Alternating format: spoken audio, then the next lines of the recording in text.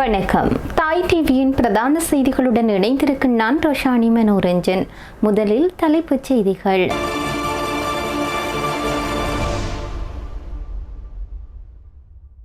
பைத்தியக்காரர் போல சூழ்ந்த கைதிகள், நடந்த பேயாட்டம், சிறை அதிகாரியின் திகில் வாக்குமூலம், நீர்கொழும்பு சிறைச்சாலை மோதல், அனைத்து சந்தேக நபர்களும் அடையாளம், அனுர அரசிற்கு எதிராக நாம்பலின் புதிய வியூகம், சூடுபிடிக்கும் தென்னிலங்கை அரசியல், கேபியை பாதுகாக்கும் அனுர அரசாங்கம் ராணுவ அதிகாரிகளை பழிவாங்குவது ஏன், சம்பிக்க ரணவுக்கு கடும் சீற்றம், உக்ரைன் பிரதமரை மாற்ற ஜனாதிபதி ஜெலன்ஸ்கி முடிவு, ஹார்முஸ் எண்ணெய் விவகாரம் விஸ்வரூபம், உலக எண்ணெய் விநியோகத்திற்கு புதிய அச்சுறுத்தல். இனி விரிவான செய்திகள்.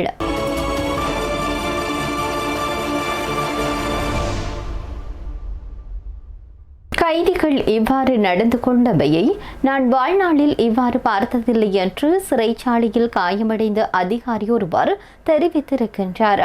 தன்னையும் அவருடன் சென்ற மற்ற அதிகாரியும் சுமார் 300 கைதிகள் வரை ஒரே நேரத்தில் சூழ்ந்து தாக்கினர் என்று அவர் பதிவு செய்திருக்கின்றார். நீர்கொழும்பு சிறைச்சாலையில் அண்மையில் ஏற்பட்ட வன்முறையில் சிக்கி காயமடைந்திருக்கக்கூடிய அதிகாரி ஒருவரே இவ்வாறான தன்னுடைய திகில் அனுபவத்தை பகிர்ந்து கொண்டிருக்கின்றார். அவர் மேலும் தெரிவிக்கையில், 5ஆம் திகதி நிலைமை அமைதியாக இருந்தது. ஆனால் அதற்கு அடுத்த நாள் காலையில், அதாவது 6ஆம் திகதி திங்கட்கிழமை நீதிமன்ற நடவடிக்கை இருந்த ஒரு நாளாகும். அதேபோல் அன்று கைதிகளை பார்ப்பதற்கு வீடுகளில் இருந்து உறவினர்கள் வரும் நாளாகும். அதற்கு நாம் தயாராகவே இருந்தோம். அந்த நேரத்தில் கைதிகள் மருந்தை உடைத்து மனநல நோயாளிகளுக்கு வழங்கப்படும் அதிவீரியம் கொண்ட மாத்திரைகளை உட்கொண்டனர். இதுதான் அங்கு நடந்த மிக பயங்கரமான சம்பவமாகும். இது உணவருந்துவதற்கு முன்பே நடந்தது. எனக்கு நேரம் அவ்வளவாக நினைவில்லை. அன்று எப்படியும் கடமையில் ஈடுபட்டிருந்தது ஒரு சில அதிகாரிகள் மட்டும்தான். அந்த நேரத்தில் பல அதிகாரிகளுக்கு டெங்கு காய்ச்சல் ஏற்பட்டிருந்தது. டெங்கு மற்றும் ஏனைய வைரஸ் காய்ச்சல் காரணமாக ஒரு நாளைக்கு 10 பேர் வரை பணிக்கு வரவில்லை. இதன் காரணமாக வெலிக்கடை சிறைச்சாலையில் இருந்து சில அதிகாரிகள் நீர்கொழும்புக்கு வரவழைக்கப்பட்டிருந்தனர். கைதிகளிலும் பெரும்பாலானோருக்கு டெங்கு தொற்றியிருந்தது. டெங்கு அல்லாத உடம்பு வலி போன்ற அறிகுறிகளுடன் கூடிய வைரஸ் காய்ச்சல் நிலைமை போன்ற ஒன்று எல்லோருக்குமே இருந்தது. இதன் காரணமாக நாம் பனடோல் கூட எடுத்திருந்தோம். கடந்த நாட்களில் டெங்கு காரணமாக 3 கைதிகளுக்கு மேல் உயிரிழந்திருந்தனர். நிலைமை ஓரளவுக்கு கட்டுப்பாட்டில் இருந்ததால் 3-4 அதிகாரிகள் காலையில் உணவு கொடுப்பதற்காக சென்றிருந்தனர். முதலில் சென்றவர்கள் மீது தாக்குதல் நடத்தப்பட்ட போது அவர்களை காப்பாற்றுவதற்காக மேலும் சில அதிகாரிகள் சென்றனர். அவர்கள் அனைவரும் பெட்டன் தடிகளுடனேயே சென்றனர். அங்கு அதிகாரிகளின் பெட்டன் தடிகளை பறித்து அந்த அதிகாரிகளுக்கு அடிக்கும் ஒரு நிலைமைதான் காணப்பட்டது. சிறைக்கூடங்களில் மூடியுள்ள 2 பாதுகாப்பு ஜன்னல்கள் உள்ளன. அதில் ஒரு பாதுகாப்பு ஜன்னல் பகுதியில் இருந்தே அதிகாரிகளுக்கு அடித்துத்தான் அந்த ஜன்னலில் இருந்த T56 துப்பாக்கியை பறித்திருந்தார்கள். 3வது குழுவில் தான் நான் உள்ளே சென்றேன். நீர்கொழும்பு சிறைச்சாலையின் பிரதான ஜெயிலர் அவர்களுடன் தான் நான் செல்கிறேன். அந்த நேரத்தில் சக அதிகாரிகளை தாக்கி கைதிகள் அவர்களை பிணை கைதிகளாக வைத்திருந்தனர். சிறைச்சாலைக்குள் கைதிகள் இருந்த உடற்பயிற்சி பிரிவில் உபகரணங்களில் இருந்த இரும்பு தடிகளை உடைத்து அவற்றையும் எடுத்துக்கொண்டு அதிகாரிகளை தாக்கியிருந்தனர். உள்ளே சென்றவுடன் வழக்கத்திற்கு மாறான ஒரு நடத்தை முறையைத்தான் நாம் கண்டோம். கைதிகள் இப்படி நடந்து கொள்வதை நான் கனவிலும் பார்த்ததில்லை. அவர்கள் பேய்களைப் போல நடந்து கொண்டார்கள். என்னையும் என்னுடன் சென்ற மற்ற அதிகாரிகளையும் சுமார் 300 கைதிகள் ஒரே நேரத்தில் சூழ்ந்து கொண்டனர். அவர்கள் முதலில் எங்கள் மீது கற்களால் எறிந்தார்கள் என்று பதிலளித்திருந்தார். நீர்கொழும்பு சிறைச்சாலையில் அண்மையில் இடம்பெற்ற மோதல் மற்றும் வன்முறை குறித்த சிறைச்சாலை அதிகாரிகள் மீதான தாக்குதல் சம்பவங்களுடன் தொடர்புடைய அனைத்து சந்தேக நபர்களும் அடையாளம் காணப்பட்டிருப்பதாக போலீசார் தெரிவித்தனர். குற்றப்புலனாய்வு திணைக்களம் இது தொடர்பான விசாரணைகளை தீவிரப்படுத்தியிருப்பதுடன் சம்பந்தப்பட்ட அனைத்து தரப்பினரிடமிருந்தும் சாட்சியங்களும் பதிவு செய்யப்படுகிறது.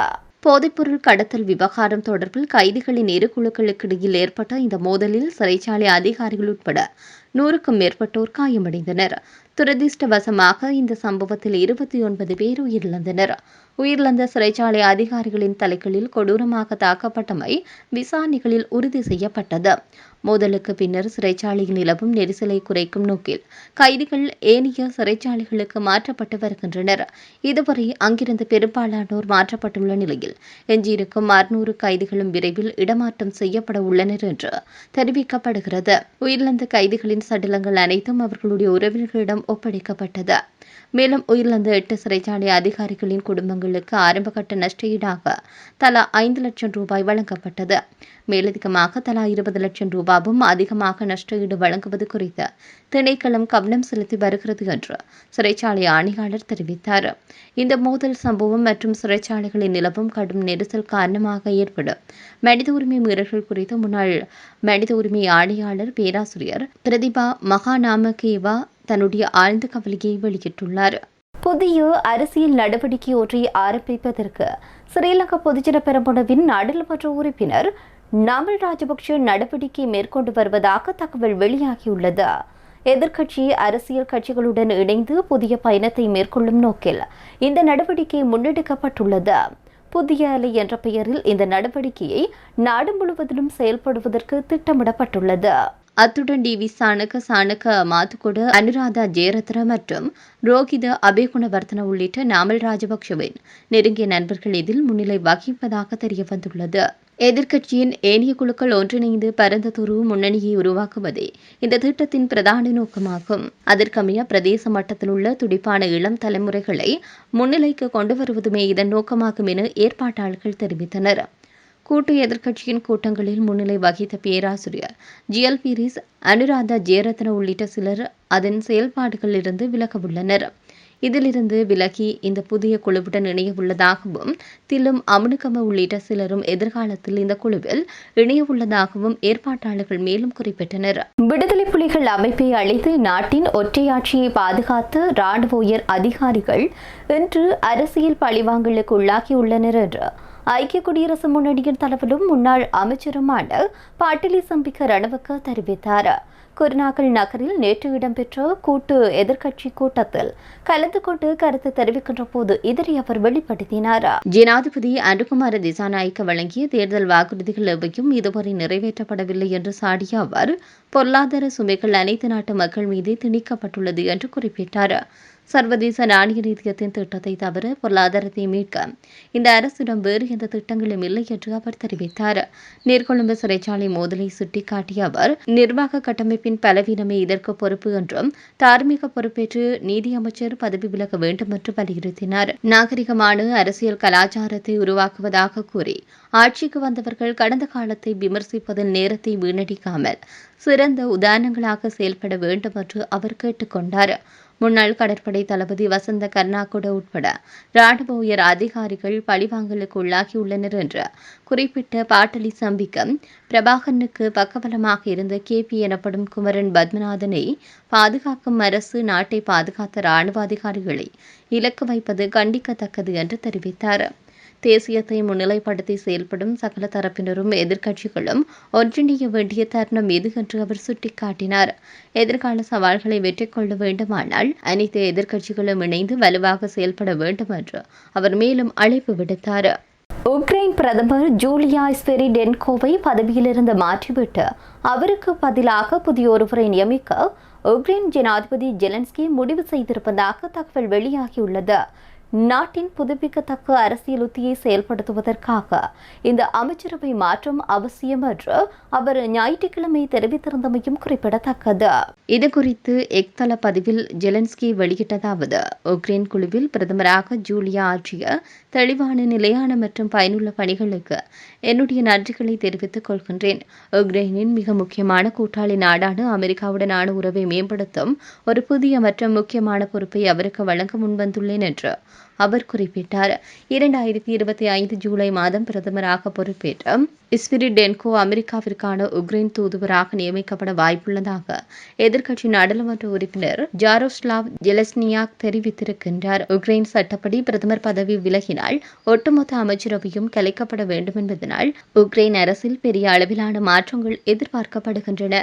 புதிய பிரதமருக்கான பந்தயத்தில் தற்போதைய பாதுகாப்பு அமைச்சரான மைக்கேலோ ஃபெடோரோவ் எரிசக்தி அமைச்சர் டெனிஸ் ஸ்மிகால் மற்றும் நெப்டோகாஸ் எரிசக்தி நிறுவனத்தின் தலைவர் ஷெர்கி ஹொரெஸ்கி ஆகியோரின் பெயர்கள் பரிசீலனையில் உள்ளதாக கூறப்படுகிறது. பிரதமருடன் சேர்ந்து உக்ரைனின் சட்ட நடைமுறையாக்க முகமைகளின் தலைவர்களும் மாற்றப்பட உள்ளதாக ஜனாதிபதி ஜெலன்ஸ்கி அறிவித்தார். அமெரிக்க மற்றும் ஈரான் படைகளுக்கு இடையில் ஏவுகணை மற்றும் ட்ரோன் தாக்குதல்கள் தீவிரமடைந்திருக்கக்கூடிய நிலையில் ஹார்முஸ் நீரிணையை மீண்டும் மூடிவிட்டதாக ஈரான் அறிவித்திருக்கிறது. வணிக கப்பல்கள் மீது ஈரான் நடத்திய தாக்குதலை தொடர்ந்து இரு நாடுகளுக்கு இடையில் நிலவி வந்த தற்காலிக போர் நிறுத்தம் முடிவுக்கு வந்துள்ளதாக அமெரிக்க ஜனாதிபதி டொனால்ட் ட்ரம்ப் அறிவித்திருந்தமையும் குறிப்பிடத்தக்கது. இதனைத் தொடர்ந்து அமெரிக்க மத்திய கட்டளை தலைமையகம் நேற்றைய தினம் ஈரானின் 140 இராணுவ இலக்குகளை தாக்கியது. கடந்த 3 நாட்களில் மட்டும் 300க்கும் மேற்பட்ட ஈரானிய இலக்குகள் குறிவைக்கப்பட்டது. அமெரிக்காவின் இந்த அதிரடி தாக்குதல்களுக்கு பதிலடியாக ஈரான் தன்னுடைய இஸ்லாமிய புரட்சிகர காவல்படையை ஏவி வளைகுடா நாடுகளில் உள்ள அமெரிக்க ராணுவ மையங்கள் மற்றும் அமெரிக்காவின் நட்பு நாடுகளை குறிவைத்து ஏவுகணை தாக்குதலை நடத்தியது. ஜோர்டானில் உள்ள அமெரிக்க கட்டுப்பாட்டு மையம், குவைத்தில் உள்ள ரேடார் தளம், கட்டாரில் உள்ள போர் விமான பராமரிப்பு மையம் மற்றும் ஓமானில் உள்ள அமெரிக்க கடற்படை தளங்கள் மீது ஈரான் தாக்குதல் நடத்தியது. இந்த தாக்குதலால் கட்டாரில் ஒரு குழந்தை உட்பட 3 காயமடைந்தனர். மேலும் ஐக்கிய அரபு அமீரகம் மற்றும் பஹ்ரைன் ஆகிய நாடுகளும் ஈரானின் ஏவுகணை அச்சுறுத்தல்களை எதிர்கொண்டுள்ளதால் ஒட்டுமொத்த வளைகுடா பிராந்தியமும் பெரும் பதற்றத்தில் ஆழ்ந்துள்ளது. இதேவேளை ஓமன் கடற்பகுதியில் பயணித்த GFS கேலஸ்கி என்ற வணிக கப்பல் மீது ஈரான் நடத்திய தாக்குதலில் அதில் பயணித்த 11 இந்தியர்களில் 10 பேர் மீட்கப்பட்டுள்ளதுடன் ஒரு இந்திய கடற்படை வீரர் காணாமல் போயுள்ளார் என்று இந்திய வெளியுறவுத்துறை அமைச்சகம் கவலை வெளியிட்டுள்ளது. இந்த பகுதியில் அமெரிக்காவின் தலையிட முடியும் வரை ஹார்முஸ் நீரிணை திறக்கப்படாது என ஈரான் தெரிவிக்கும் நிலையில் உலகளாவில் மசகு எண்ணெய் மற்றும் எரிவாயு விநியோகம் பாதிக்கப்பட்டு எரிபொருள் விலை உயரும் அபாயம் ஏற்பட்டுள்ளது. உலக பொருளாதாரத்தை உலுக்கி வரும் இந்த பிரச்சினையை தீர்க்க ஓமன் மற்றும் பாகிஸ்தான் நாடுகள் தீவிர சமரச முயற்சியில் ஈடுபட்டு வருகின்றன. இத்துடன் தாய் டிவியின் பிரதான செய்திகள் நிறைவடைகின்றன. நன்றி.